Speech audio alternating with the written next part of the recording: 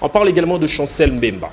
Oh là là. Il se pose un sérieux problème à Marseille. Je pense, vous êtes sur les réseaux sociaux, vous êtes en train de voir également comment Chancel Mbemba est mis par terre par son club. Ça fait trop mal, il vient d'être suspendu ou mis en pied par la direction du club. Et vous allez comprendre que selon l'Olympique Club de Marseille ou la direction du club, le joueur aurait manqué du respect à un de proche du président, Pablo Longoria, et puis du directeur sportif, l'actuel Mendy Benatia, qui est un Marocain, et tous ont laissé ce qu'a connu Chancel Mbemba lors de la Coupe d'Afrique des Nations avec le Marocain. Et je pense que ça devient, je ne sais pas parler de l'harcèlement, ça devient aussi inquiétant. J'ai même vu sur les réseaux sociaux, Espérance Junior Mukendi, il y a 2 Congolais qui sont en train de se désabonner de la page de Marseille. De la page de Marseille. Il y a d'autres qui disent de choses pas bien par rapport à ce qu'a fait également le club. Et puis, vous allez vous rappeler aussi à un de ce joueur qui a quitté le club pour la formation de Villarreal. Il s'appelle Pape Gueye, qui s'est exprimé au sujet de ce comportement de la direction du club de l'Olympique de Marseille vis-à-vis des différents joueurs qui veulent également qui sont mis en vente, mais qui jusque-là refusent des offres qui ne trouvent pas mieux pour eux. Bon, d'abord, on commence avec Chancel Mbemba pour dire aux Congolais de rester d'abord calme. C'est vrai, il n'est pas temps d'allumer encore le fait. Rester calme. Être mis en pied, ça veut dire tu as commis peut-être de bavure, tu as commis les actes de non-respect vis-à-vis aux supérieurs, on te reproche. Et ce reproche est peut-être signifié en français par mise à pied. Ça veut dire une suspension d'abord pour vérifier le fait et savoir quel est le temps que tu feras pour que tu puisses rejoindre le terrain. Mais selon les informations... Calmez-vous. D'abord ça, s'il vous plaît. C'est selon les informations qu'il ne portera plus le maillot de l'OM. S'il vous plaît, calmez-vous d'abord, chers Congolais. Vous vous calmez. Vous arrêtez d'écrire sur la page de Marseille parce que là, vous poussez le bouchon encore très loin. Quand vous insultez le gestionnaire de la page de Marseille, quand vous vous désabonnez, Marseille est en train de perdre ses abonnés. Pas seulement perdre ses abonnés, parce que c'est au Congo on trouve que les réseaux sociaux sont nuls, mais chez eux, perdre autant d'abonnés et voir leur page être signalée, pour eux, c'est perdre de l'argent. Vous ne faites pas du bien. Est-ce qu'eux aussi ont fait du bien au Chancel Mbemba? Je ne crois pas. Chancel Mbemba qui était presque fin contrat avec Marseille. Marseille normalement devrait laisser partir le joueur, mais peut-être le montant proposé par d'autres clubs ne plaisait pas à l'équipe. L'équipe a préféré garder le joueur pour lui rendre encore les choses très très vivant et faire à ce que ça devienne très riche le transfert de Chancel Mbemba.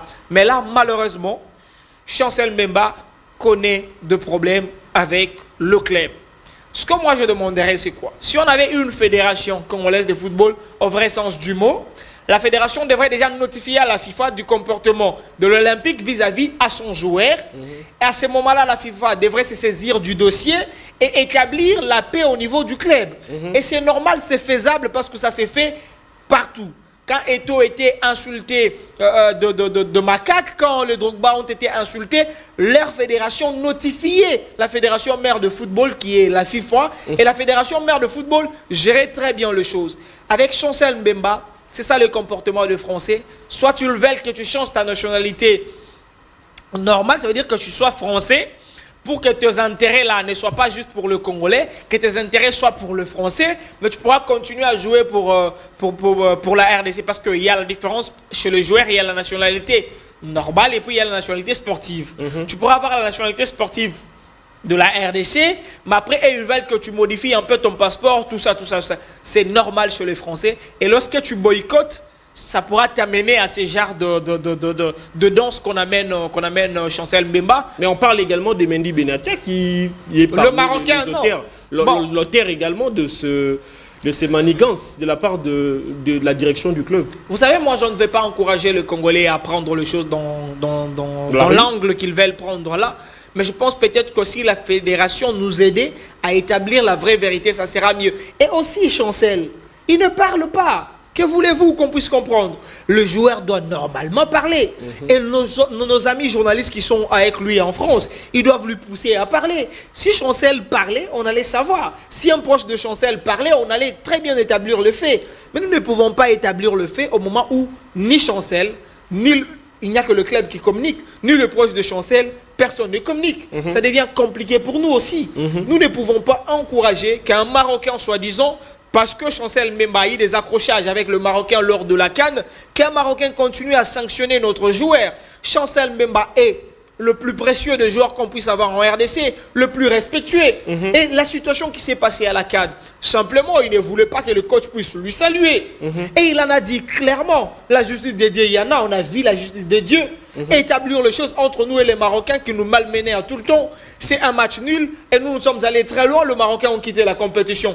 Est-ce que ça continue à faire mal aux Marocains jusqu'au jour d'aujourd'hui? Si oui, on viendra jouer la CAN chez vous. Maroc 2025. Attendez-nous, on va encore vous battre une fois de plus. On va récupérer la coupe. Merci. On va rentrer en RDC. Voilà, merci beaucoup. Ça commence à faire très mal et je pense que, comme Espérant Junior l'a si bien dit, il faut vraiment se calmer pour suivre de près cette situation qui vit également le capitaine emblématique de la République démocratique du Congo. Je rappelle qu'il a passé des saisons exceptionnelles au sein de l'Olympique Club de Marseille, allais-je dire, et c'est, je dirais, 2 fois énervant, mais gardons justement notre mal en patience.